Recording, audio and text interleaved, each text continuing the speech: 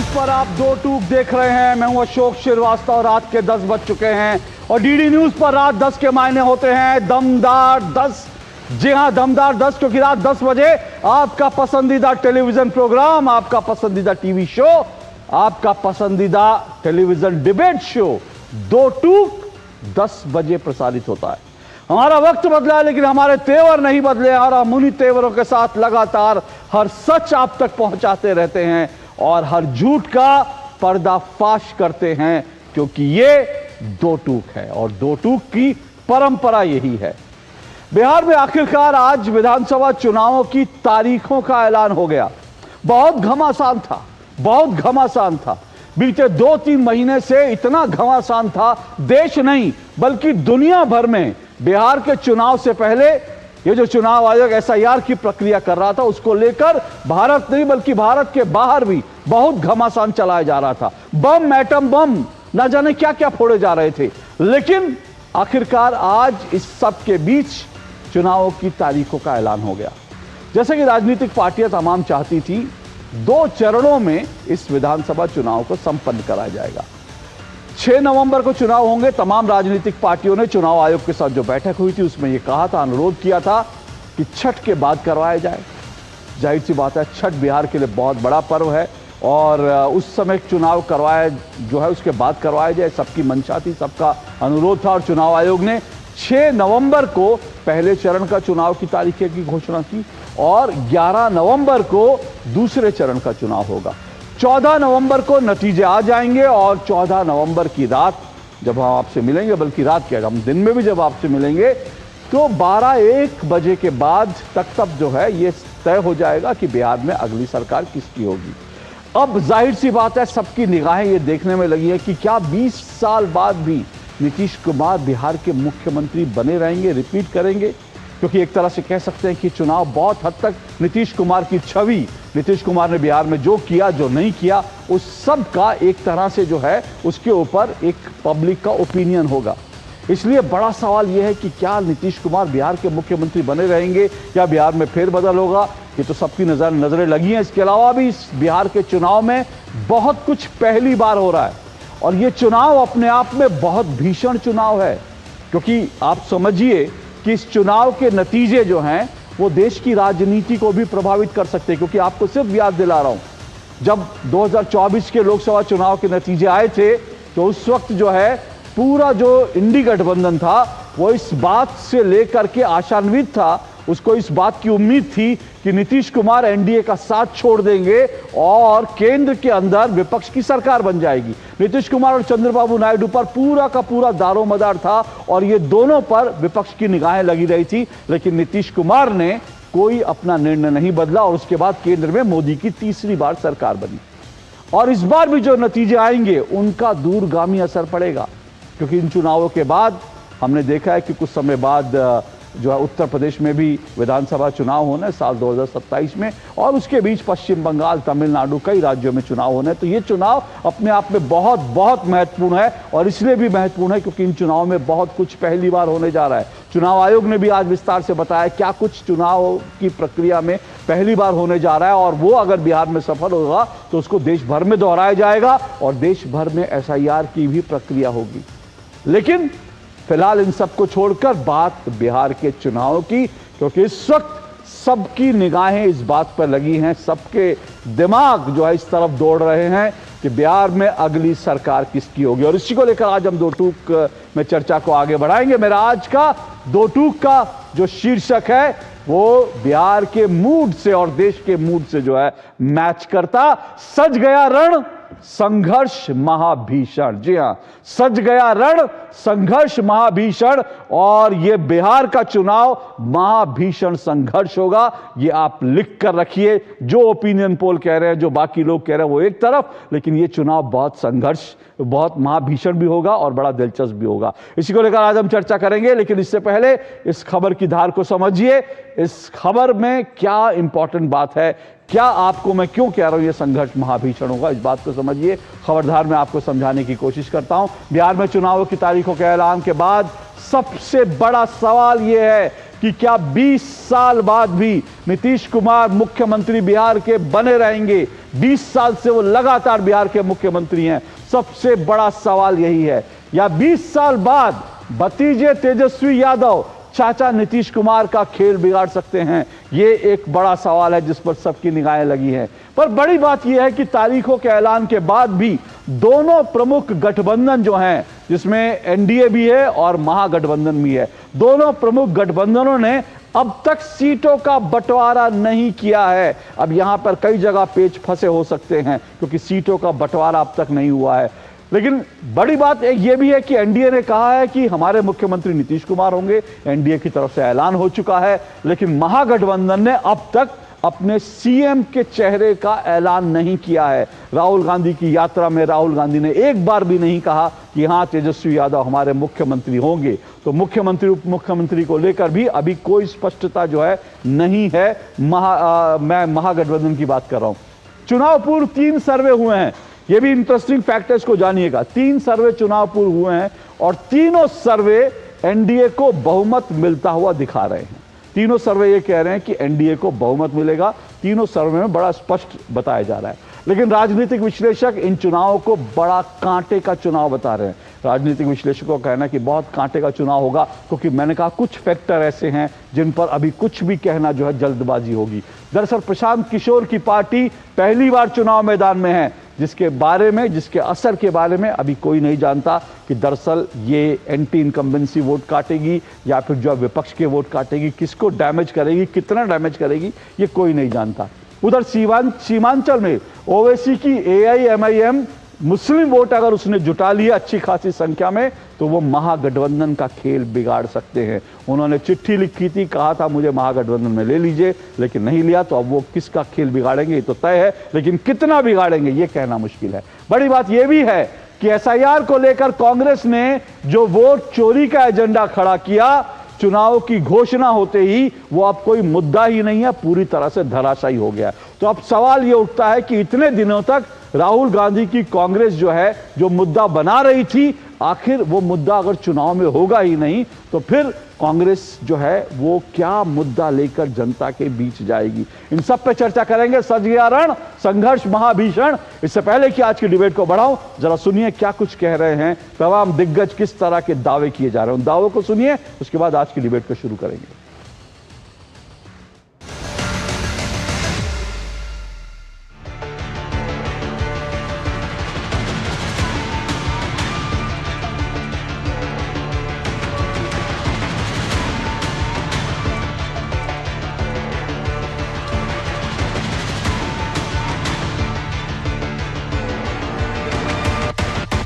बिहार की जनता को चुनाव आयोग ये बतलाना चाहता है कि इस बार बिहार के चुनाव न केवल मतदाताओं के लिए बहुत ही सुगम और सरल होंगे, न केवल पूरी चुनावी मशीनरी तत्परता के साथ मतदाताओं के साथ खड़ी रहेगी, न केवल लॉ एंड ऑर्डर की व्यवस्था पर पूर्ण निगरानी रखी जाएगी, बल्कि शांतिपूर्ण ढंग से, पूर्ण पारदर्शी तरीके से बिहार के होने वाले चुनाव शायद सबसे अच्छे चुनावों के रूप में परिलक्षित होंगे। बिहार के लोग बदलाव चाहते हैं। बिहार के लोग जो हैं इस बार महागठबंधन की सरकार चाहते हैं। जनता इस बात को समझ रही है कि विकास एनडीए सरकार ही कर सकती है और हमने इसका जो है क्रियान्वित करके और जनता में विश्वास भी जीतने का काम किया है। हम पूरी प्रयास करेंगे, इस देश की जनता पूरा प्रयास करेगी, बिहार के लोग पूरा प्रयास करेंगे, क्योंकि वो जागरूक हैं, वो समझ चुके हैं कि वोट चोरी एक हकीकत है। राहुल गांधी तो एसआईआर में हिट एंड रन करके कहां भागे कुछ पता नहीं। ये चुनाव आयोग की बहुत बड़ी मर्सी है जो उन पर एफआईआर नहीं किया, नहीं तो ऐसे लोगों पर अफवाह फैलाने का केस दर्ज होना चाहिए था। पूरे एसआईआर में बांग्लादेशियों को बचाने के लिए, रोहिंग्या को बचाने के लिए अफवाह फैलाया, यही काम किया। बिहार का जो मूड है वो बिल्कुल बदलाव के मूड में है। वो चाहता है कि बिहार में एक आमूल परिवर्तन हो। जो लोग सत्ता में 20 साल से बैठे हैं उनसे लोगों को नाउमीदी मिली है, मायूसी मिली है। देखिए, जिस घड़ी का इंतज़ार था वो चुनाव आयोग ने घोषणा कर दी है। 14 नवंबर को ये इतिहास में लिखा जाएगा कि बिहार में डेवलपमेंट के नाम पर वोट दिया, जातीय समीकरण बनाने वालों को करारा जवाब दिया, बिहार ने तरक्की के नाम पर वोट दिया। ये लिखा जाएगा कि बिहार नरेंद्र मोदी और नीतीश कुमार के विकास पर वोट देने वाला राज्य बना।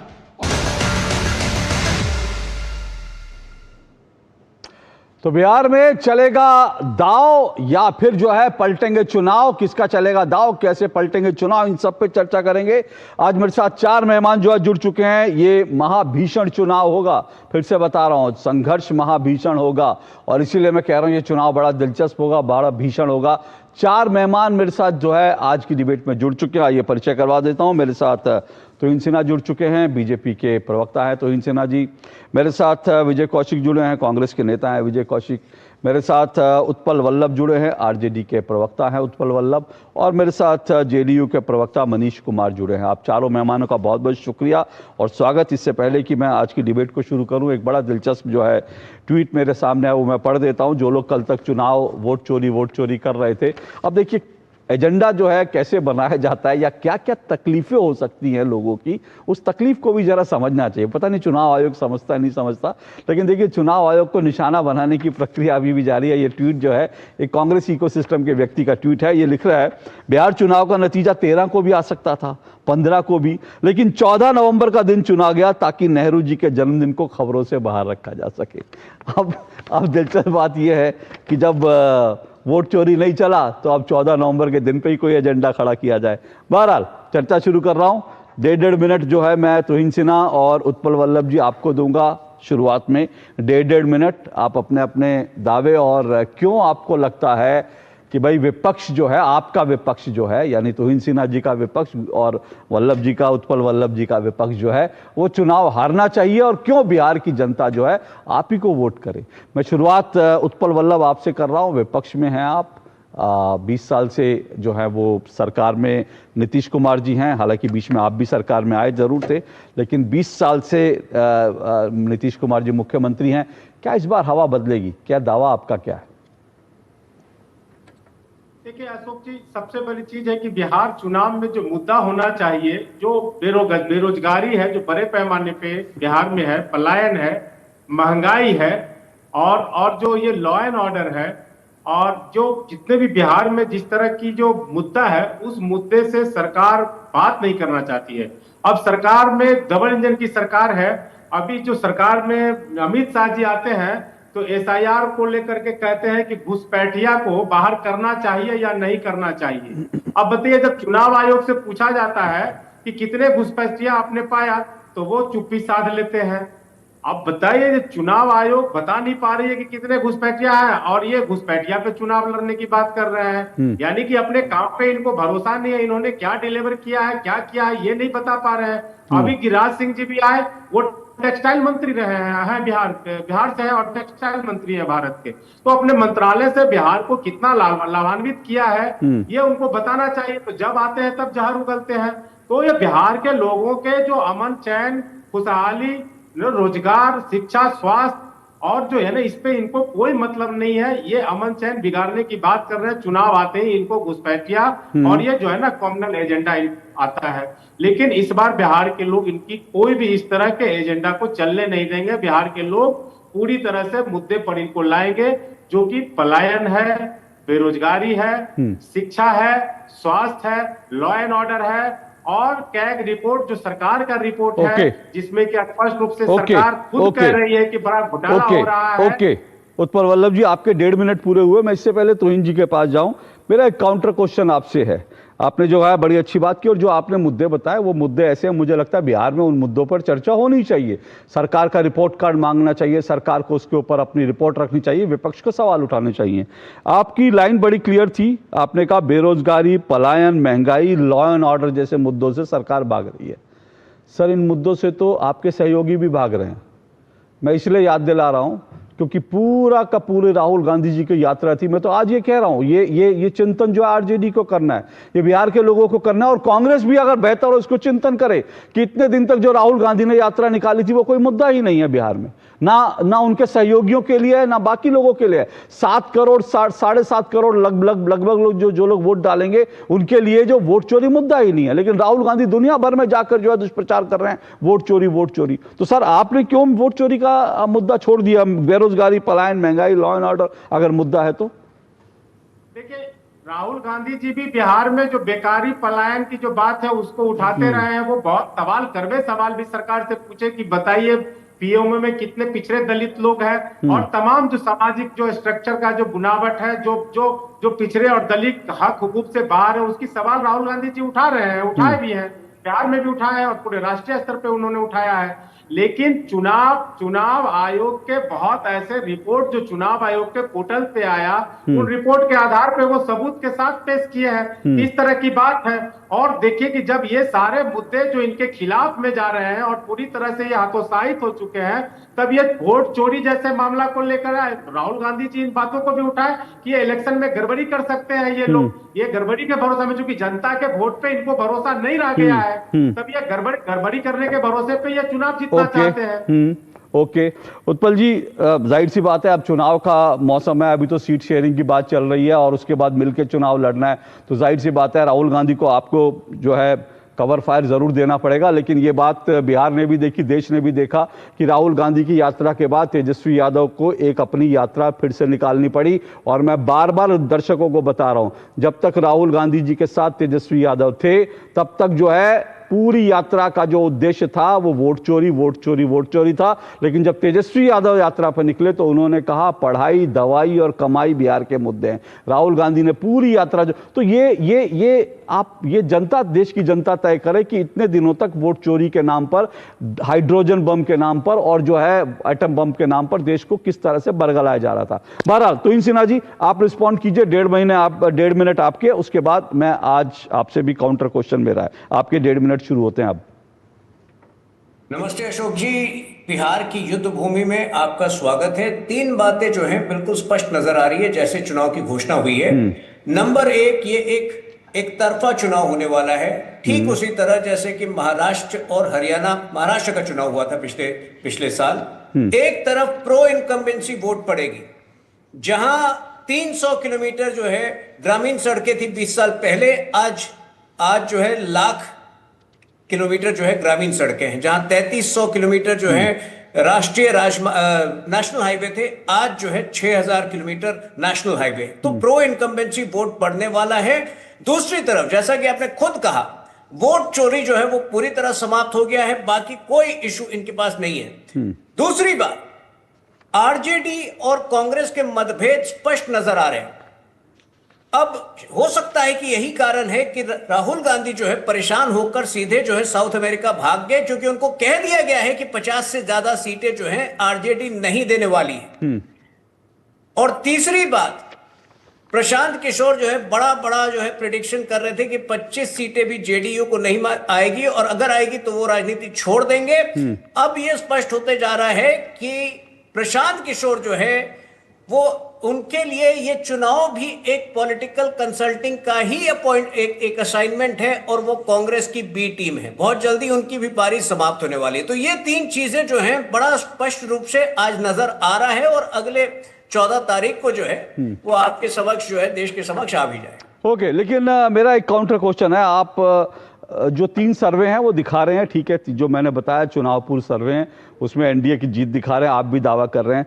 पर सवाल ये है कि अगर आप लोग इतना कॉन्फिडेंट हैं तो फिर ये 10-10 हजार रुपए महिलाओं के खाते में आज ही ट्रांसफर होते हैं चुनाव के घोषणा से, चुनाव की तारीखों का ऐलान से पहले।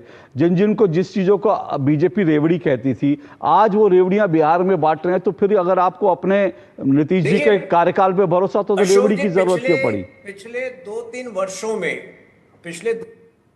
वर्षों में जो है हर सरकार ने ये किया है। अब सवाल ये उठता है कि कोई सरकार जो है वित्तीय अनुशासन को बरकरार रखते ये कर सकती है, और कुछ सरकारें कांग्रेस पार्टी की है जो हमने देखा है, कर्नाटक में देखा है, हिमाचल में देखा है, जो खुले तौर पर कहती है कि SC/ST फंड्स से जो है उनको पैसे निकालने पड़ेंगे अपनी प्रोमिसेस को, अपनी कमिटमेंट को पूरा करने के लिए। तो जो हमारी राज्य सरकारें हैं, महाराष्ट्र में हो, मध्य प्रदेश में हो या फिर बिहार में हो, कहीं भी उसकी ये दुर्गति, कहीं भी उसका ये हाल नहीं हुआ है कि उसको SC/ST फंड से पैसे उठाने पड़े, टॉयलेट पैड टैक्स लगाना पड़े जैसे हिमाचल में लगाया गया था। तो वो वित्तीय अनुशासन जो है वो हम बरकरार रखेंगे। हाँ, अब पॉलिटिकल कल्चर ऐसा हो गया है कि आज जो है ये चीजें जो है चल रही हैं। आप कह रहे हैं पॉलिटिकल कल्चर हो गया, तो इसीलिए क्या बीजेपी ने भी इस कल्चर के साथ जाने का फैसला किया? आप मान रहे हैं पॉलिटिकल कल्चर ऐसा हो गया? हम ये मानते हैं कि जीत बहुत जरूरी है। कांग्रेस को जीतने की आदत ही छूट गई है। हम ये मानते हैं कि जीत बहुत जरूरी है, और जीत जरूरी है तभी जो है इतने बड़े लेवल पर जो इंफ्रास्ट्रक्चर का निर्माण हुआ है देश में वो संभव हो पाया है। इतने बड़े लेवल पर जो बदलाव हुआ है देश में वो संभव हो पाया है। सेमीकंडक्टर का मैन्युफैक्चरिंग हो या फिर जो है स्पेस सेक्टर में जो परिवर्तन हुए हो, तो मेरे ख्याल से जीत जरूरी है। और ये कांग्रेस पार्टी जो कि जीतने की आदत ही छोड़ दी है, जो कि पता नहीं साउथ अमेरिका में नवरात्रि मना रहे हैं, अब तक राहुल गांधी क्या कर रहे हैं, वापस आएंगे चुनाव के पहले, नहीं आएंगे, ये बड़े प्रश्न है। ओके, राहुल गांधी आए ना आए, लेकिन चुनाव तो अपनी तारीखों पर होगा। और तेजस्वी यादव तो मैदान में उतरे हुए हैं। राहुल गांधी की कितनी ज़रूरत तेजस्वी यादव को लगती है ये कहना मुश्किल है कि वो बुलाएंगे और राहुल गांधी जाएंगे नहीं जाएंगे। लेकिन मनीष जी, मैं आपसे पूछ रहा हूं कि पिछले कुछ समय में मैं देख रहा था, मतलब 21 जून से लेकर अब तक, आज चुनाव की तारीखों का ऐलान हुआ, 15 योजनाएं जो है धड़ाधड़ जो है वो घोषणा हुई। 15 योजनाओं की घोषणा हुई। मतलब ऐसा लग रहा है कि जैसे बड़े पैनिक में थे आप लोग, इसलिए जो है लगातार इतनी सारी योजनाएं घोषित करी लास्ट मिनट पर कि बस कुछ भी चीज छूटे ना। क्या जरूरत आपको लगा लास्ट मिनट पर इतना एक्टिव होने की? देखिए, हमारे नेता आदरणीय नीतीश कुमार जी बिहार में विकास पुरुष के नाम से जाने जाते हैं, और वो वोट की चिंता नहीं करते, वो वोटरों की चिंता करते। नीतीश कुमार जी, आप 2005 से जब वो बिहार के मुखिया बने, तो आप अभी चुनाव की बात छोड़ दीजिए, 5 से लगातार बिहार में अनवरत वो काम कर रहे हैं। चाहे महिला को पंचायत चुनाव में 50% का आरक्षण हो, लड़कियों को स्कूल जाने के लिए साइकिल हो। गांधी मैदान से आदरणीय नीतीश कुमार जी ने ऐलान किया था कि मैं बिहार के हर घर में अगर बिजली नहीं पहुंचा दूंगा तो मैं वोट मांगने नहीं आऊंगा। इतना कमिटमेंट कोई अगर कर सकता है, उसका नाम है आदरणीय नीतीश कुमार। तो नीतीश कुमार जी अनवरत काम कर रहे हैं। आपके लिए भले लग रहा होगा कि चुनाव से पहले ये हो रहा है, लेकिन हमारे नेता लगातार सरकारी नौकरी में 35% आरक्षण हो, जीविका का गठन हो, लगातार हमारे नेता काम कर रहे हैं। हमारे लिए चुनाव, हम लोग तो लगातार जनता के बीच में रहते हैं। हमारे एनडीए के 5 दल जिलावार, विधानसभावार कार्यकर्ता सम्मेलन कर रहे हैं। हमारे यहाँ कोई कंफ्यूजन नहीं। लेकिन दूसरी बात, अभी मैं राजद के प्रवक्ता को सुन रहा था, वो विकास की बात कर रहे हैं। अब राष्ट्रीय जनता दल के लोग विकास की बात करें, पढ़ाई, कमाई, दवाई, सिंचाई, 2-4 वर्ड याद कर लिए तेजस्वी भाई ने हमारे, और वही हर जगह वो रिपीट करते रहते हैं। आदरणीय लालू प्रसाद जी जब बिहार के मुख्यमंत्री थे, पूरे बिहार में एक मेडिकल कॉलेज नहीं खोला, लेकिन तेजस्वी जी क्या कर रहे हैं? दवाई, कमाई। आदरणीय नीतीश कुमार जी ने बिहार के लगभग जिला में मेडिकल कॉलेज बना रहे हैं। पीएमसीएच आज दुनिया का दूसरा सबसे बड़ा अस्पताल बन रहा है। आईजीएमएस को 3000 बेड का किया, और भी जहां भी मेडिकल कॉलेज 3000 का किया मेडिकल कॉलेज हॉस्पिटल को। पूर्वोत्तर भारत का सबसे बड़ा आंख का अस्पताल आईजीएमएस बना। बिहार के हर जिले में इंजीनियरिंग कॉलेज खोला आदरणीय नीतीश कुमार जी ने, और मात्र 10 रुपए में बिहार में बच्चे इंजीनियरिंग की पढ़ाई कर रहे हैं। पॉलिटेक्निक इंस्टीट्यूट, स्कूल जाने के लिए जो लड़कियां स्कूल नहीं जा पाती थी, नीतीश कुमार जी ने साइकिल दिया, पोशाक दिया, भोजन दिया, स्कॉलरशिप दिया। तो नीतीश कुमार जी तो हर चीज कर रहे हैं भाई। 7 निश्चय के तहत घर में शौचालय दिया, हर घर में नल का जल पहुंचाया। जो महिलाएं पहले घर से 2 किलोमीटर दूर जाकर अपने सर पर पानी लाती थी, आज अपने घर में ही नल चला। आप कह रहे हैं बिहार में नीतीश जी के आने से पहले कुछ था ही नहीं, ना पानी था, ना मैं बिजली नहीं- थी, ना कहा। मैं ये नहीं हाँ, कह रहा हूं, हाँ। मैं ये कह रहा हूं कि तेजस्वी जी रात के 2 बजे सब परिवार मरीन ड्राइव पर जाकर अगर डांस करके रील बना रहे हैं। आ रहा हूं। उत्पल जी थोड़ा धैर्य रखिए, धैर्य रखिए। मैं ये कह रहा हूं अशोक जी कि भाई तेजस्वी जी रात के 2 बजे सब परिवार जाके मरीन ड्राइव पर अगर डांस करके रील बना रहे हैं तो वो नीतीश कुमार जी ने बनवाया है। ओके। उत्पल जी से पूछ लीजिए वो मरीन ड्राइव किसने बनवाया हाँ, है। हाँ, ठीक और है। बिहार के कोने कोने में, बिहार के कोने कोने में भाई तेजस्वी जी अगर रात में जो घूम रहे हैं वो नीतीश कुमार जी की देन है। उत्पल जी, सड़क ओके, हो, बिजली हो, okay, medical okay, college, Utpal ji, engineering Utpal ji, college, एक मिनट, पॉलिटेक्निक करके। इंस्टीट्यूट, तो नीतीश ओके, कुमार जी का ये दिया हुआ है। भाई तेजस्वी जी का कहां कुछ ओके, इसमें। उत्पल जी ये बात तो है। देखिए एक बात तो बड़ी दिलचस्प है, जो बात अभी मनीष जी ने कही, ये बात तो सही है कि अगर तेजस्वी जी मरीन ड्राइव पर निकल के रात को जो है घूम घूम के परिवार के साथ, दोस्तों के साथ रील बना रहे हैं, तो इसका मतलब बिहार की कानून व्यवस्था बढ़िया हुई है, बिहार में सड़कें जो है चाक चौबंद हुई हैं। ये बात तो आप मानेंगे ना, इतना क्रेडिट दे देना चाहिए चुनाव में। कानून व्यवस्था पर मैं बता दूं, पुलिस महकमे के सबसे बड़े अधिकारी डीजीपी होते हैं, उन्होंने कहा है कि किसान खाली रहते हैं इसलिए हत्याएं करते हैं। इतना बेशर्मी वाला कोई बयान हो सकता है? आप उनके बयान का अनर्थ मत करिए उत्पल जी। इन उनके बयान का अनर्थ मत करिए। बोलने दीजिए। उनके बयान का अनर्थ मत करिए। अरे मनीष जी सुन लीजिए ना, एक मिनट सुनकर एक एक करके रिस्पॉन्ड कीजिए, एक एक करके नीतीश कुमार जी को समझने की क्षमता समाप्त हो गई है, तो आप सुनने की क्षमता रखिए। सुनिए, ओके ओके, आप अपनी बात करिए, फिर रिस्पॉन्ड करेंगे, बोलिए। 4 लाइन पढ़ लिए हैं। अरे नीतीश कुमार जी 2 लाइन से ज्यादा बक नहीं पाते हैं। वो कहते हैं कि 2005 के पहले सारी महिलाएं नंगी रहती थी। ये सुने हैं? हो गया कि और कुछ बोलूं? नीतीश कुमार जी का बयान सुन रहे हैं? हो गया कि और कुछ बोलना बाकी है तो पहले आप बोल लीजिए, तब मैं उत्तर दे दूंगा। बात बोल रहे हैं आपके पास क्या विजन है? तेजस्वी जी ने कहा कि युवा आयोग का गठन करेंगे। नहीं उत्पल जी मेरे साथ एक मिनट उत्पल जी, आपने उत्पल जी सुनिए ना, अरे उत्पल जी सुनिए तो सही, आपने उत्पल जी बिजली मुक्त करेंगे। आप 720 मुक्त अरे करते हैं। उत्पल जी एक मिनट सुनिए तो सही, उत्पल जी उत्पल जी सुनिए तो सही। अपनी कोई विजन अरे नहीं है। बाबा आप तो बिल्कुल ट्रेन चलाए हुए हैं। आज मेट्रो पटना में चलिए, आप भी पटना की मेट्रो की तरह भाग रहे हैं। जरा सुनिए भी, मेरे सवाल से तो आप भागे। एक मिनट मनीष जी रिस्पॉन्ड करें, मनीष जी रिस्पॉन्ड करेंगे आपने जो कहा। पर मैं फिर से कह रहा हूं ना, डीजीपी का बयान, इसका बयान, अरे भाई तेजस्वी यादव जी की रील तो सामने है ना, वो तो देश का बच्चा देख रहा है कि किस तरह से वो सड़क पर डांस करके। आप सोचिए, क्या बिहार में क्या 20 साल पहले ऐसा होता था क्या? बिहार तो हम भी गए हैं सर, और 20 साल पहले क्या वहां पर सड़कों पर निकला नहीं जाता था? अशोक जी 20 साल पहले कोई उत्सव नहीं मनाता था, या होली दिवाली नहीं होते थे, कोई खुशियां नहीं मनाते थे। अरे होली दिवाली की बात नहीं कर रहा हूँ बाबू जी। क्या बात? अरे सर मैं उत्पल जी होली दिवाली, अरे होली दिवाली की बात नहीं कर रहा उत्पल जी। 20 साल पहले के लिए। अरे सर मेरा सवाल तो लीजिए, अरे मेरा सवाल तो लीजिए। मैं कानून व्यवस्था के संदर्भ में बात कर रहा हूं। क्या 20 साल पहले लोग रात को सड़कों पे निकलते थे बिहार में? मैंने तो नहीं देखा। वहां पर जिस तरह की शासन था मैंने तो नहीं देखा। ना लड़कियां निकलती थी ना लड़के निकलते थे। सड़क पे निकलेंगे तो उठा लिया जाएगा, अपहरण हो जाएगा आपका। अशोक जी धैर्य पूर्वक सुन लीजिए। हाँ बताइए, बताइए। अशोक जी धैर्य पूर्वक सुनिए। लालू जी जब मुख्यमंत्री थे बिहार में, तो उनके कैबिनेट मंत्री कौन कौन थे सुन लीजिए। आदरणीय विजेंद्र यादव जब तक लालू जी मुख्यमंत्री रहे तब तक कैबिनेट मंत्री रहे। जीतन राम मांझी जी रहे, अशोक चौधरी रहे, विजय सिन्हा रहे, ये सॉरी अशोक इनके महावीर चौधरी रहे। सर इसका क्या मैंने सर इसका क्या मतलब हुआ सर? सर जीतेंद्र सर एक मिनट सर, एक मिनट सर, अरे एक मिनट गौरव, अरे बलवंत जी, उत्पल जी एक मिनट, उत्पल जी एक मिनट, मनीष जी रुकिए, मनीष जी एक मिनट रुकिए, उत्पल जी एक मिनट, मनीष जी रुकिए, उत्पल जी मेरी बात सुनिए, उत्पल जी मेरी बात सुनिए, एक मिनट, उत्पल जी मेरा सवाल लीजिए, उत्पल जी मेरा सवाल लीजिए, ऐसे डिबेट नहीं होगा। उत्पल जी मेरा सवाल लीजिए आप, अरे उत्पल जी ऐसे नहीं होगा, सुनिए ना, आवाज बंद करिए, आवाज बंद। उत्पल जी ऐसे नहीं होगा, उत्पल जी ऐसे नहीं होगा, कंटिन्यू बोलने से नहीं होगा। मेरा सवाल लीजिए। आप आज गिना रहे हैं कि अशोक चौधरी थे उनके मंत्रिमंडल में जीतन राम मांझी थे, तो भैया क्या वहां की कानून व्यवस्था अगर खराब थी और अगर अशोक चौधरी और अगर जो है जीतन राम मांझी जिम्मेदार थे, तो जब लालू जी जेल गए तो राजपाट काहे राबड़ी जी को सौंप दिया, काहे अशोक चौधरी जी को नहीं सौंपा, काहे जीतन राम मांझी को नहीं सौंपा? मतलब राज करेंगे आप, शासन करेंगे आप, मजा लेंगे आप सत्ता का आप, लेकिन अगर कानून व्यवस्था में सवाल पूछ दो तो कहेंगे कि उनके शासन में अशोक चौधरी भी थे, जीतन राम मांझी जी थे। ये क्या तर्क हुआ भाई साहब, बोलिए। जीतन राम मांझी जी को लालू जी के सहयोग से मुख्यमंत्री बनाया गया। अरे बाबू मैं फिर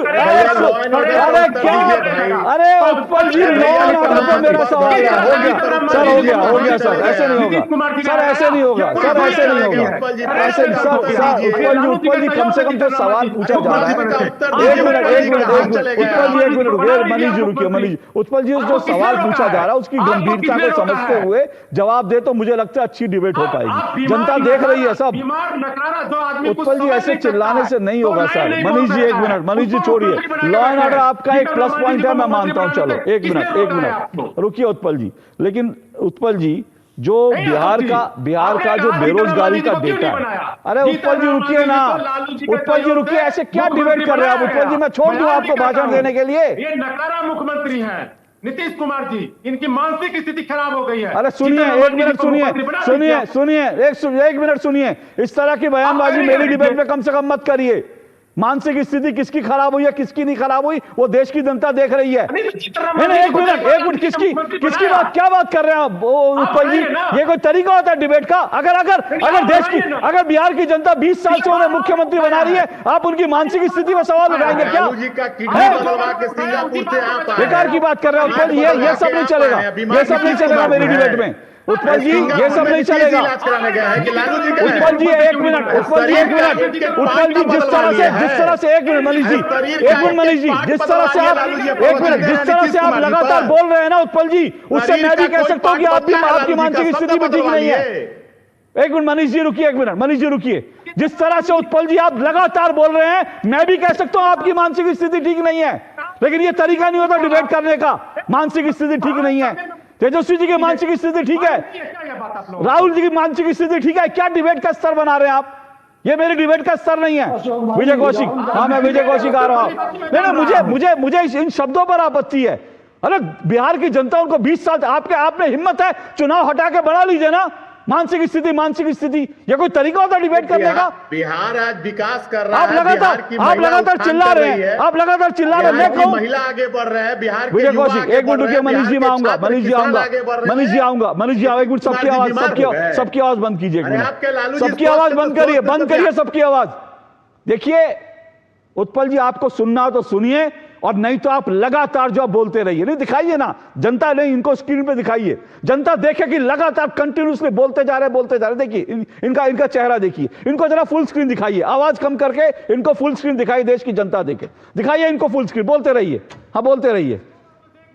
ये आदमी आरजेडी के प्रवक्ता हैं, कंटिन्यूसली बोले जा रहे हैं, सवाल ले नहीं रहे हैं, बिहार के मुख्यमंत्री की मानसिक स्थिति बता रहे हैं। मैं कह रहा हूं ऐसा व्यक्ति जो कोई सवाल नहीं ले रहा, डिबेट में बैठ के कंटिन्यूसली, पता है मैंने आवाज बंद कर रखी है, फिर भी बोलते जा रहे हैं, देश की जनता और बिहार की जनता इनको क्या बोलेगी?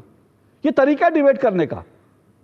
अरे अखाड़ा नहीं लड़ रहे हो आप, आपसे एक सवाल पूछा, आप कंटिन्यूसली बोलते रहिए, इनको ऐसे रखिए, बोलने दीजिए जरा, हम भी देखें, बोलिए, आवाज बंद रखिए, बोलने दीजिए, आवाज बंद रखिए, देखे, हाँ बोलिए।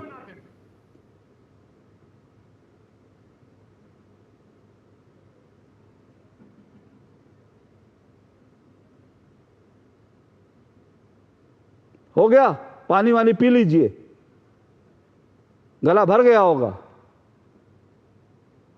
फिर बोलिए, चलिए बोलिए।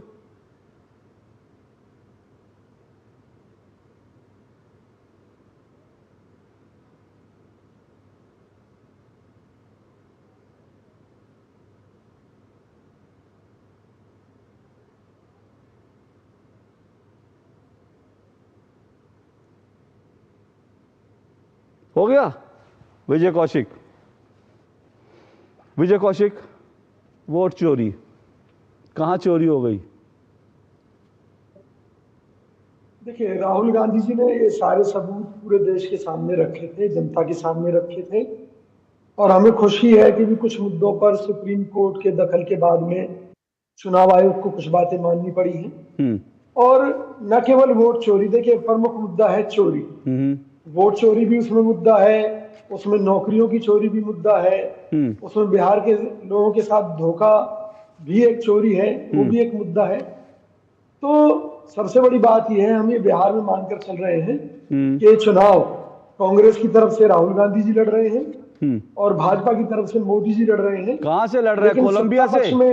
कोलंबिया से बिहार का चुनाव लड़ेंगे? देखिए, लड़ाई तो विचारधारा की होती है अशोक। हाँ, तो विचारधारा की लड़ाई है तो सर, विचारधारा की लड़ाई है तो विचारधारा सर, देश में रहकर विचारधारा की लड़ाई होगी ना। आरोप लगाती है, हो सकता है अमेरिका की मदद से हम बिहार चुनाव जीतने की कोशिश कर रहे हो। क्या कह रहे हैं आप? कोई आरोप लग सकता है हमारे ऊपर। हाँ, तो लगेगा।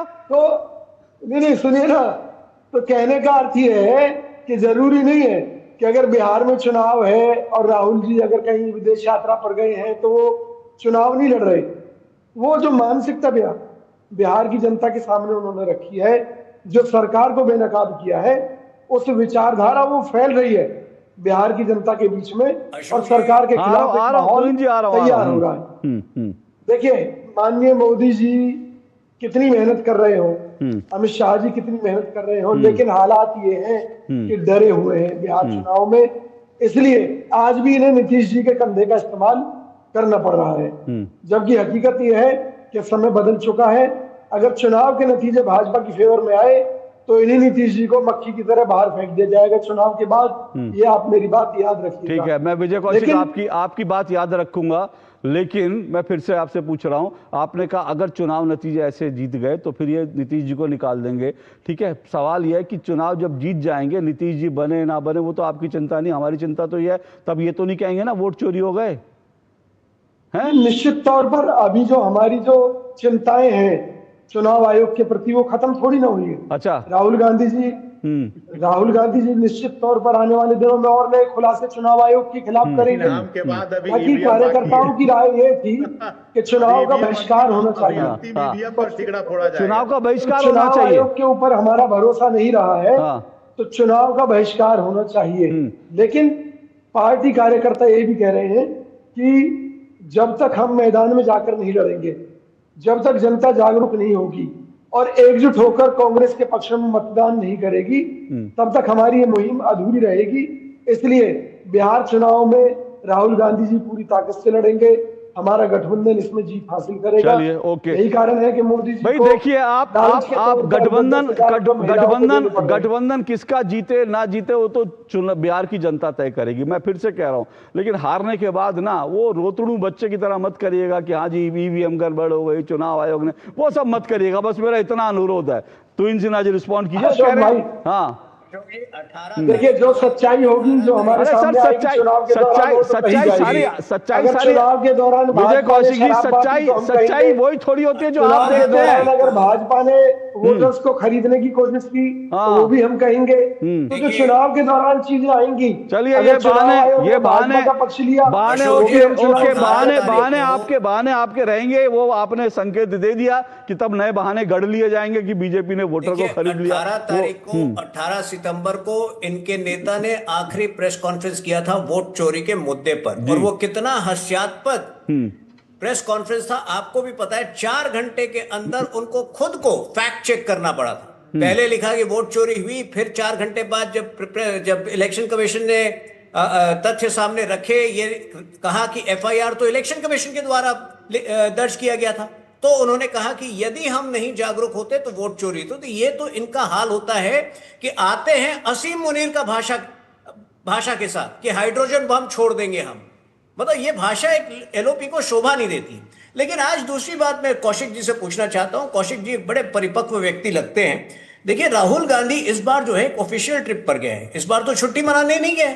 पवन खेरा ने जिस दिन वो गए उस दिन ट्वीट करके कहा कि कुछ संस्थाओं के साथ उनकी मीटिंग है, कुछ स्टूडेंट बॉडीज के साथ मीटिंग है। आज 10 दिन बीत गए, क्या कांग्रेसी हिसाब भी नहीं लेते हैं कि आखिर उनकी आइटिनरी क्या है, उनका शेड्यूल क्या है, कौन ऑर्गेनाइजर है? और फिर जो है जब आप हारेंगे तो फिर वही उन्हीं की भाषा बोलेंगे कि वोट चोरी हुई है। कम से कम राहुल गांधी से जब ये तो सरकार पूछिए किससे राहुल मिल रहे गांधी हैं, क्या के कर रहे साथ नहीं हैं। ले चुनाव जो सुनिए है, ना। चुनाव बिहार में हो रहा है या चुनाव बिहार में हो रहा है, ब्राजील में हो रहा है, ये बताइए। अब चुनाव चिली में हो रहा है, नवरात्रि मना रहे हैं क्या वहां पर? अब मेरा जवाब ले लीजिए। बोलिए। देखिए, जब राहुल गांधी जी से जवाब भारत की सरकार नहीं ले पा रही और भाजपा को यह आरोप लगाना पड़ रहा है कि वो विदेश यात्राओं पर जाते हैं तो अपनी सुरक्षा एजेंसी को भी नहीं बताते। अरे हम तो चाहते हैं वो सरकार 6 महीने जवाब बाहर सुनिए, रहे। सुनिए, तो कांग्रेस पार्टी का कार्यकर्ता होने के नाते हम कैसे जवाब ले सकते हैं, पहली बात। दूसरी बात, विजय पक्ष के कौशिक जी नेता ने के कह तौर दिया पर उनकी भाई, भी हम मोदी विजय जी की कौशिक तरह जी ने बता जिम्मेदारियां दिया हैं। कि कांग्रेस में किसी की, विजय कौशिक जी, हैं। विजय कौशिक जी ने बता दिया कांग्रेस में किसी की हैसियत नहीं है राहुल गांधी से हिसाब मांगे। तो आप हम तो चाहते हैं 6 महीने बाहर रहे। बहरहाल देखिए, आप तो कुछ भी चाह सकते हैं, आप तो चाहते हैं कि वो उत्पल एक आजाद घूमे ही ना, वो जेल में रहे। एक मिनट सर, एक मिनट भाई, उत्पल इसलिए CBI उत्पल जी आप आपसे लोगों के पीछे लगा उत्पल रखी जी है। आपसे एक छोटा सा सवाल मैं पूछ रहा हूं, उसके बाद मैं ब्रेक लेकर मनीष जी आपके पास आऊंगा, क्योंकि बिहार के जो मुद्दे हैं उन पर जरूर चर्चा होनी चाहिए। पर उत्पल जी, सवाल यह है कि क्या राहुल गांधी की गैर मौजूदगी आपको नहीं लगता कि ये गठबंधन के लिए, महागठबंधन के लिए अच्छा संकेत नहीं है? चुनाव के समय तो वो रहते तो कम से कम वो हाथ ही बटाते ना तेजस्वी जी का। देखिए, महागठबंधन के शीर्ष नेता यहाँ पे एक्सरसाइज कर रहे हैं, जो भी जिनको जिम्मेवारी दी गई है वो सारे काम हो रहे हैं, एक चीज। दूसरी बात मैं बता दूं कि बिहार की जनता जिनको सत्ता दी है सवाल उनसे कर रही है। आज अभी आपके टीवी पे चल रहा है, गिरिराज सिंह जी घुसपैठिया की बात कर रहे थे और अमित शाह जी भी बिहार में आए तो घुसपैठिया की बात किए। गिरिराज सिंह जी को बताना चाहिए कि वो टेक्सटाइल मंत्री हैं, उनके मंत्रालय से बिहार को कितना काम मिला। आज तक वो अपने मंत्रालय और विभाग से एक भी काम बिहार में नहीं गिना सकते हैं। उत्पल जी सर सुना था सर, अशोक जी बिहार की जनता की भलाई की बात होती है, क्यों आप भागने लगते हैं? मेरा तो बिहार की जनता की भलाई जिससे हो वो चर्चा कर लीजिए आप। दूसरी बात, अमित शाह जी भी आए, घुसपैठिया की बात की है और कल ही प्रेस कॉन्फ्रेंस में चुनाव आयोग से पूछा गया घुसपैठिया के बारे में, तो वो थैंक यू बोल करके स्किप कर गए सवाल को। अब ये विकास की और बिहार की बात कितना करते हैं और घुसपैठिया की बात करते हैं, तो गृह राज्य मंत्री भी बिहार से, गृह मंत्री 11 साल से अमित शाह है और ये गृह मंत्रालय बिहार में नीतीश कुमार जी 20 साल से चला रहे हैं। ये घुसपैठिया कैसे आता है, कैसे जाता है? ओके चुनाव आयोग बता नहीं पाती है। ठीक है सर, एक मिनट तो मुझे ब्रेक, आप बिहार के लोगों को मुझे ब्रेक लेना है, भ्रमित कर रहे हैं। उत्पल जी सुनिए ना, मुझे कहने का मतलब है कि बिहार के लोगों को भ्रमित कर रहे हैं और बिहार के जो मूल मुद्दा है उससे बिहार को आपका ये सवाल, आपका ये सवाल मैं बीजेपी से जरूर पूछूंगा, आप थोड़ा सा रुकिए। लेकिन मैं दो चीजें कहना चाहता हूं, ब्रेक लेके फिर मैं तुहिन जी जवाब दें, मनीष जी के पास आऊंगा। सर, पहली बात तो ये है कि नागरिकता घुसपैठिया, मतलब घुसपैठिया कौन है कौन नहीं है, ये तय करना चुनाव आयोग के कार्य क्षेत्र में नहीं आता। चुनाव आयोग के कार्य क्षेत्र, आप सुनिए उत्पल जी, ऐसा मत करिए, सुनने की भी थोड़ा सुन लेंगे तो कुछ आपको जानकारी मिलेगी। सर, आप बड़ी पार्टी के प्रवक्ता हैं सर, आपको इतनी जानकारी होनी चाहिए। आप इसलिए लगातार बोल रहे हैं ना, इसलिए आप जानकारी, मतलब एक भगवान ने दो कान दिए सुनने के लिए और ये बुद्धि दिया है कि वो अच्छी चीज मिले जो उसको एब्जॉर्व कर लें, पर लगातार बोलते रहेंगे तो कुछ सुन नहीं पाएंगे। अब सुनिए मेरी बात, चुनाव आयोग का काम ये तय करना, चुनाव आयोग का काम सिर्फ ये देखना होता है कि जो वोटर लिस्ट है उसमें भारतीय नागरिक है या नहीं है। चुनाव आयोग ने 69 लाख वोट काटे हैं, 69 लाख वोट काटे हैं, ये कितने घुसपैठिए नहीं है इसका फैसला होगा। अब देखिए, हाँ, अब इसका फैसला होगा। और आप जो 20 साल कह रहे हैं ना, अभी आपको बता दूं, बिहार के अंदर 2 महिलाएं ऐसे मिली हैं, 50 साल से बिहार के अंदर रह रही थी, पाकिस्तानी थी, और जैसे ही SIR की प्रक्रिया शुरू हुई गायब हो गई। 20-50 साल से रह रही थी बिहार के अंदर, पाकिस्तानी थी। तो थोड़ा बुद्धि खोल करके थोड़ा पढ़ लिख कर बात करिए और चुनाव आयोग का काम करिए। इनको फुल स्क्रीन दिखाइए इनको, ऐसे करिए, फिर एक बार करिए गौरव जी, वल्लभ जी, उत्पल जी, करिए ऐसे करिए, हाँ, फिर से करिए। सर, काहे अपना मजाक बनवा रहे हैं उत्पल जी, ऐसा मत करिए। आप प्रतिष्ठित पार्टी के प्रवक्ता हैं, कम से कम डिबेट में बैठे हैं तो डिबेट के सवाल लेकर के और जो कुछ चर्चा हो रही है उसमें इन्वॉल्व रहिए। ऐसा मत करिए कि लगातार बोलते रहे। आपको यहाँ भाषण देने के लिए नहीं बुलाया है। एक ब्रेक ले रहा हूं, ब्रेक के बाद आऊंगा।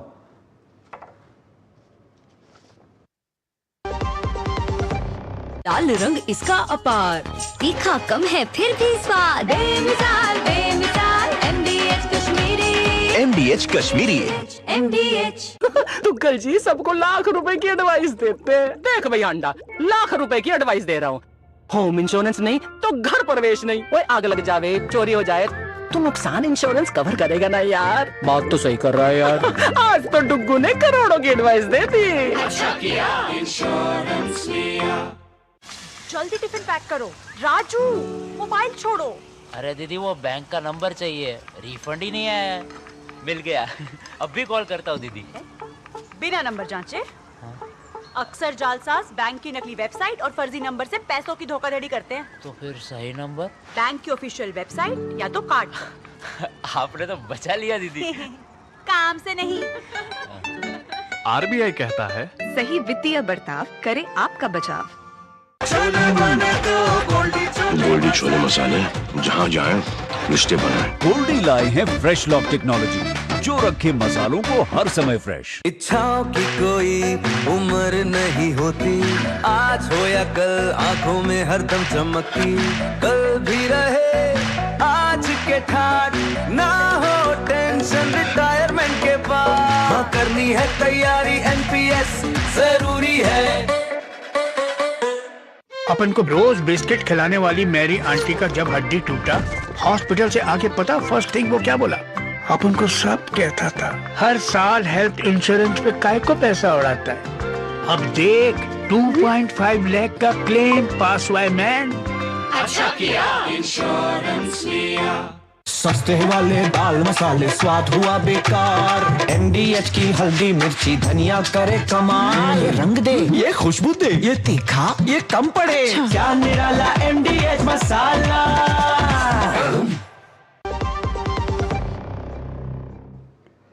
चलिए दो टुक आप देख रहे हैं दो टुक में आज हम चर्चा कर रहे हैं संघर्ष महाभीषण होगा। बिहार में जो है रण सज गया रण, अब संघर्ष होगा महाभीषण। उसी को लेकर आज हम चर्चा कर रहे हैं। बिहार चुनाव के मुद्दे क्या हैं उन पर चर्चा कर रहे हैं। लेकिन चार मेहमान जो मेरे साथ जुड़े हुए हैं, तुहिन सिन्हा, विजय कौशिक, उत्पल वल्लभ और मनीष कुमार जी, मुझे लगता है कि जो बिहार के मुद्दों हैं उनको छोड़ करके इधर उधर की सब बातें हो रही हैं। और अगर बिहार के प्रवक्ता भी बिहार के मुद्दों पर बात नहीं कर रहे तो फिर ये बिहार का चुनाव किस दिशा में जा रहा है ये सोचना इंटरेस्टिंग है। मैं मनीष जी आपके पास बिहार का स्पेसिफिक मुद्दा लेकर आऊँगा क्योंकि जिम्मेदारी आपकी है, सरकार का नेतृत्व आप कर रहे हैं। लेकिन तुहिन जी, अभी जो है उत्पल जी ने जो है उत्पल वल्लभ जी ने सीधा सीधा जो है घुसपैठियों की बात करी। आपकी सरकार की तरफ से बार बार घुसपैठिए कहा गया। सवाल ये है घुसपैठिए कहाँ हैं और 20 साल से अगर बिहार में घुसपैठी आए हैं तो उसकी जिम्मेदारी किसकी है? निश्चित रूप से राज्य सरकार की होती है और बिहार की राज्य सरकार को भी उसी उग्र तरीके से जिस प्रकार से असम में उनको पकड़ पकड़ के निकाला जा रहा है, जिस तरह से असम फॉरेनर्स एक्ट को लागू किया गया 1950 का, आने वाले समय में उसी प्रकार के साथ बिहार में भी एक एक घुसपैठियों को पकड़ के निकाला जाएगा। लेकिन ये कांग्रेस पार्टी जो है आज से नहीं, गोपीनाथ बोरदोलोई जो असम के पहले मुख्यमंत्री थे, उन्होंने 1949 में उनका खत है नेहरू को कि अगर ये घुसपैठियों को नहीं रोका गया तो देखिए 70-75 साल में इतने लोगों ने एंट्री मार ली है कि अब जो है निकालना भी कठिन है। लेकिन ये हमारी ही सरकार करेगी, हमारी ही सरकार करेगी। असम में कर रही है, जहां जहां बाकी बॉर्डर के क्षेत्र, बॉर्डर के जो राज्य हैं, जहां जहां झारखंड में जब जिस दिन हम सरकार में आएंगे हम ही करेंगे, बंगाल में जिस दिन हम सरकार में आएंगे हम ही इन घुसपैठियों को निकालेंगे। महाराष्ट्र में भी बल्कि इस साल पिछले 8 महीनों में 2000 बांग्लादेशी घुसपैठियों को हम ही लोगों ने निकाला है। लेकिन अगर मैं बिहार की बात करूं, क्योंकि बिहार में आपके पार्टी के शीर्ष नेताओं ने घुसपैठ को एक मुद्दा बनाया, घुसपैठियों को मुद्दा बनाया और SIR की प्रक्रिया को लेकर, और मतलब मुद्दा आपने बनाया, आज तो RJD भी कह रही है कि भाई घुसपैठिए कहाँ हैं।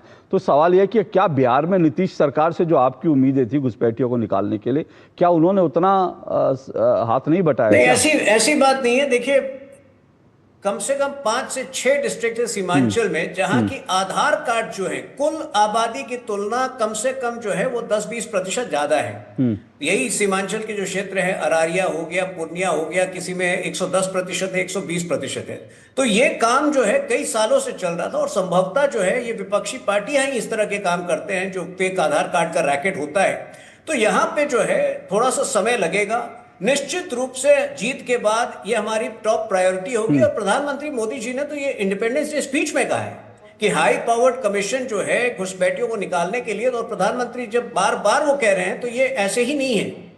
आने वाले समय में, आने वाले महीनों में आप देखेंगे कि एक राष्ट्रीय नीति बनाई जाएगी और एक एक राज्य में घुसपैठियों को पहचाना जाएगा, उनकी पहचान की जाएगी, उनको निकाला जाएगा। मनीष जी सीधा पहले घुसपैठिए, फिर मैं दूसरे मुद्दों पर भी आपके पास आऊंगा। रुकिएगा उत्पल जी। सवाल यह कि क्या जेडीयू तैयार है जिस तरह से असम के अंदर जो है बीजेपी वहां घुसपैठियों को निकाल रही है, महाराष्ट्र में निकाल रही है, क्या आप लोग भी तैयार हैं घुसपैठियों को इसी तरह से निकालने के लिए बिहार से? देखिए, जहां तक घुसपैठियों का सवाल है, भारत सरकार के गृह मंत्रालय के अंतर्गत वो सीमा सुरक्षा बल रहते हैं और हम लोगों का मुद्दा क्या है? बिहार का विकास। अभी एसआईआर हुआ बिहार में, स्पेशल इंटेंसिव रिवीजन। हमारे कार्यकर्ता, एनडीए के कार्यकर्ता बूथ स्तर पर गांव-गांव जाकर वोटर को मदद कर रहे थे कि कहीं किसी को कोई दिक्कत नहीं आए। लेकिन राहुल गांधी जी, भाई तेजस्वी जी क्या कर रहे थे? कोई मतदाता को मदद ना कर बिहार से लेकर दिल्ली तक मीडिया में केवल भ्रम फैला रहे थे और बिहार में अराजकता उत्पन्न करना चाहते थे वोटर अधिकार यात्रा के माध्यम से। लेकिन बिहार की जनता सब जानती है कि राहुल गांधी जी बिहार में एक अराजकता उत्पन्न करना चाहते हैं जिसमें वो सफल नहीं हुए। हमारा उद्देश्य है बिहार का विकास। हमारे नेता इस मॉडल के साथ बिहार की जनता के बीच में जाए। लेकिन आपका ठीक है, आप विकास की बात कर रहे हैं, लेकिन विकास तो तब होता है जब आम आदमी का भी विकास होता है। अब बिहार में बेरोजगारी के जो आंकड़े हैं वो वास्तव में चिंता पैदा करते हैं। बिहार में पलायन जिस तरह से हो रहा है वो चिंता पैदा करता है। बिहार में मैं देख रहा हूं कि जो बेरोजगारी के आंकड़े हैं वो 26.40% हैं, जबकि राष्ट्रीय औसत जो है वो 18.70, यानी 10% राष्ट्रीय औसत से कहीं ज्यादा बिहार में बेरोजगारी है। तो इसका हिसाब तो आपको देना पड़ेगा ना चुनाव में। बिल्कुल अशोक जी, मैं बता दूं, आदरणीय नेता हमारे नीतीश कुमार जी ने बिहार की जनता से कमिटमेंट किया कि हम 10 लाख नौकरी और 10 लाख रोजगार देंगे। लेकिन 25 आते आते हम 10 से 12 लाख सरकारी नौकरी हमने दिया और लगभग 38 से 39 लाख लोगों को बिहार में रोजगार दिया। बगल में झारखंड है। मैं पूछना चाहूंगा, कांग्रेस पार्टी और हेमंत सोरेन जी की सरकार है गठबंधन में, जरा बता दे बिहार में जितनी सरकारी नौकरी दी गई है, कांग्रेस शासित किन राज्यों में इतनी सरकारी नौकरी दी गई है? बिहार में तो हमारे पास डाटा है। और अगले 5 साल में नीतीश कुमार जी ने बिहार की जनता से वादा किया है कि जिस प्रकार से 50 लाख हमने पूरा किया, 1 करोड़ हम आगे 1 करोड़ हम देंगे। बिहार में सड़क हो गया, बिजली हो गया, लॉ एंड ऑर्डर हो गया। और अब अगला 5 साल उद्योग और रोजगार, नौकरी पे ही काम होना है बिहार में। बिहार में पहले लालू जी के समय डॉक्टर यहां से डर के कारण भाग रहे थे, इंजीनियर भाग रहे थे, जो व्यक्ति उद्योग लगाना चाहते थे वो भी डर के कारण लगा नहीं पा रहे थे, उद्योगपति बिहार से भाग रहे थे। आज देश के कोने कोने से बिहार में लोग इंडस्ट्री लगाने के लिए आ रहे हैं। आपने देखा होगा अभी हाल में बिहार बिजनेस कनेक्ट हुआ, कोने कोने से लोगों ने यहाँ कहा कि मैं बिहार में इंडस्ट्री लगाना चाहता हूँ। सर ठीक है, इंडस्ट्री लगाना चाहते थे, लेकिन इंडस्ट्री दिखनी भी चाहिए, वो अभी दिख नहीं रही है। देखते हैं खैर आगे। हाँ ठीक है, ओके उत्पल वल्लभ जी सवाल देखिए, अभी मैं देख रहा था, आप अपनी बात बोलिएगा, लेकिन मैं फिर भी ये कहूंगा कि जो तमाम सर्वे आ रहे हैं, और मैंने 3 सर्वे दिखाए, 1 सर्वे नहीं 3 सर्वे दिखाए, और शायद जब मैं आ रहा था तो मुझे एक चौथा सर्वे भी मेरी जानकारी में आया। सभी सर्वे एक तरफा जो है दिखा रहे हैं कि एनडीए बहुमत के साथ वो सरकार बना रही है। तो जमीन पर ऐसा क्या है कि ये सर्वे जो है दिखा रहे हैं कि आप लोग अभी भी जो है पीछे ही चल रहे हैं? अशोक जी, आप पिछले जितने भी चुनाव हैं उनके सर्वे से जो इतिहास है उन इतिहास को देख लीजिए। और आज भी बहुत सारे सर्वे, पता नहीं आप कौन सर्वे देख रहे हैं, हम लोग भी देख रहे हैं, लेकिन ऐसे सर्वे में हम लोग यकीन नहीं करते हैं। मैं पहले बता देता हूँ, मैं सर्वे में यकीन नहीं करता हूँ, फिर भी मैं बता रहा हूँ कि इस तरह का नहीं है। सर्वे बहुत तरह के हैं। अब आप कौन सर्वे देख रहे हैं मैं नहीं जानता हूँ। जो सर्वे देख रहे सर, मैं वो दिखा भी रहा हूँ, मैं वो सर्वे दिखा रहा हूँ। आप सर्वे का इतिहास देखिए, अरे सुनिए ना, एक मिनट आप अपनी बात बोलिए, लेकिन एक मिनट रुकिए, मनीष जी रुकिए। मैं जो सर्वे दिखा रहा हूँ ना उत्पल जी, वो मैं जो बता रहा हूँ वो सर्वे दिखा भी रहा हूँ, और किसने सर्वे किया उसका सोर्स भी दे रहा हूँ। तो किसका सर्वे है ये मत कहिए, आप अपनी बात रखिए, बोलिए। नहीं, अपनी बात मैं बता रहा हूँ आपको। सबसे पहली बात कि आप सबसे बड़ा चेहरा बिहार में विकास के लिए जो आप कह रहे हैं नीतीश कुमार जी के नेतृत्व में बिहार में चुनाव लड़ रहे हैं एनडीए, जब जब ये चुनाव लड़ रही है, इनका देखिए कि क्या इनका इतिहास है। ये 100 से आते हैं 75 पे, 75 से आते हैं 45 पे, और इस बार जो प्रपोर्शनेट है घटने का, ये तमाम चीज है, ये 25-30 से नीचे चले जाएंगे, 20 में रहेंगे। तमाम सर्वे क्या है, यथार्थ ये है। यथार्थ रिजल्ट ये है, तो सर्वे की क्या बात कर रहे हैं? 4 सीट पर उपचुनाव हुआ, भूल गए क्या बिहार में? अरे चलिए ना, सीट पर उपचुनाव का परिणाम याद नहीं है क्या आपको? अभी हाल में हुआ उपचुनाव। अमित जी जो चुनाव का जितने भी रिजल्ट है, चुनाव का जितने रिजल्ट है, उसके जो डिक्लाइन का परसेंटेज है, उपचुनाव का परिणाम याद नहीं है। आप सर्वे की बात कर रहे हैं। तीसरे नंबर की पार्टी है। तीसरे नंबर की पार्टी है। जनसभा हमने किया भैया, ये बात विजय कौशिक से 1 मिनट रुकिए। ठीक है सर, अभी तो शुरू हुआ है, अभी तो रोज टेलीविजन पे धमाके होंगे, अभी तो रोज बड़े बड़े वादे होंगे, और जनता तो बिहार की जनता तय करेगी। पर विजय कौशिक मैं आपसे जानना चाहता हूं, आपको क्या लगता है बिहार में कांग्रेस के हिसाब से मुद्दे क्या हैं बिहार के?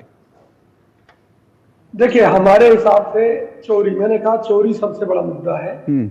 चाहे वो चोरी रोजगार की चोरी है, कि बिहार के लोगों को जो रोजगार मिलना चाहिए था वो नहीं मिला, और उसका सबसे बड़ा कारण ये रहा कि मोदी जी ने जो वादे किए थे उनसे कितने लाख करोड़ चाहिए, वो पैसा उन्हें मिला नहीं।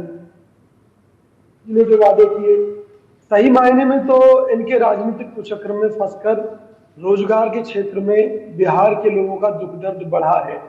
इसके अलावा वहां संसाधनों की चोरी हुई है, कानून व्यवस्था को लेकर दिवाला निकला हुआ है, लोगों की शिकायतें हैं।